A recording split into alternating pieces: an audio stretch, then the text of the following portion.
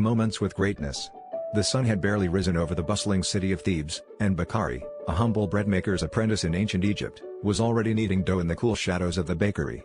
The air was thick with the scent of yeast and grain, and he could hear the distant calls of merchants setting up in the marketplace. As Bakari loaded loaves into the clay oven, his master nudged him and whispered, "Look sharp, boy, Pharaoh Hatshepsut will pass by today on her way to the temple." The thought sent a thrill through Bakari's veins. It was not often he could catch a glimpse of the living god queen herself.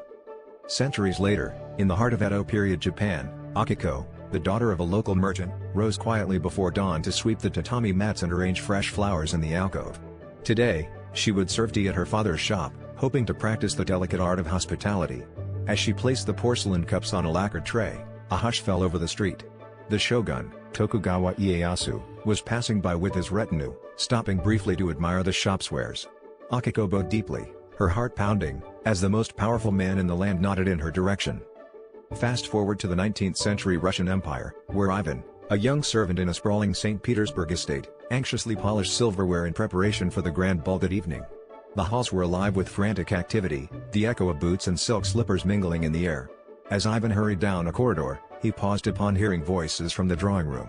Peering in, he saw the illustrious Leo Tolstoy in deep conversation with none other than Tsar Alexander II.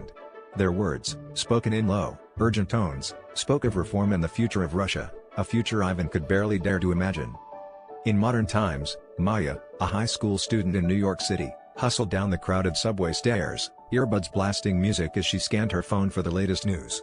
She glanced up in surprise as a distinguished guest entered her school auditorium, Malala Yousafzai, the Nobel Peace Prize laureate.